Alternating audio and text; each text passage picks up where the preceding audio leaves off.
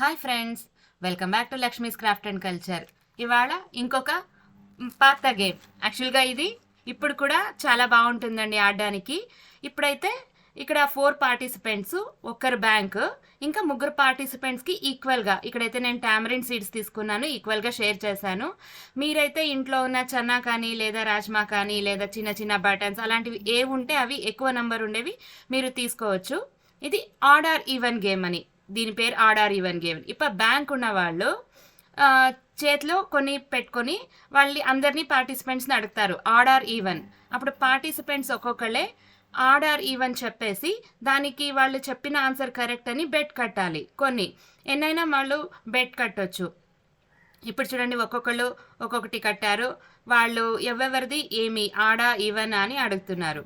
వాళ్ళందరిది అడిగిన తర్వాత వాళ్ళు ఆడ్ చెప్పి ఈవెన్ నెంబర్ కట్టచ్చు, లేదా ఈవెన్ చెప్పి ఆడ్ నెంబర్ బెట్ కట్టచ్చు. దానికి దీనికి సంబంధం లేదు.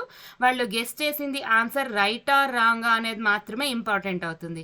ఇప్పుడు చూడండి, ఆడ్ నెంబర్ వచ్చింది. సో ఆడ్ చెప్పిన వాళ్ళకి మాత్రమే ఇవ్వాలి. రాంగ్ ఆన్సర్ చెప్పిన వాళ్ళది బ్యాంక్ తీసేసుకుంటుంది.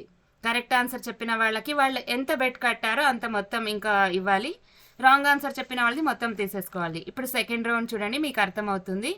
ఇప్పుడు వాళ్ళు పెట్టుకున్న తర్వాత ప్రతి పార్టిసిపెంట్స్ని అడగాలి ఆడ్ ఆర్ ఈవెన్ అనేసి.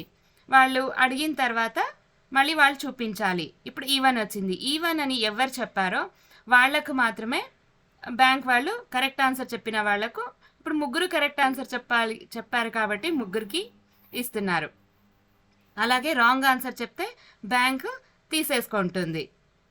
ఇప్పుడు చూడండి, థర్డ్ రౌండ్ కూడా అలాగే. వాళ్ళు ఎన్నైనా కట్టొచ్చు బెట్టింగ్ అనేది. ఇప్పుడు ఈవెన్ వచ్చింది. సో ఈవెన్ అని ఎవరు చెప్పారో వాళ్ళకి ఇవ్వాలి. యాడ్ అని చెప్పిన వాళ్ళకి తీసేసుకోవాలి. మీకు ఈ వీడియో నచ్చితే మీ ఫ్యామిలీ అండ్ ఫ్రెండ్స్తో షేర్ చేయండి. మీ కామెంట్స్ని తెలియచేయండి. అండ్ నా ఛానల్కి సబ్స్క్రైబ్ చేయడం మర్చిపోకండి. ఈ గేమ్ ఎంతమంది ఉన్నా ఆడొచ్చండి. 2, 3 కాకుండా ఎంతమంది ఉన్నా ఆడొచ్చు.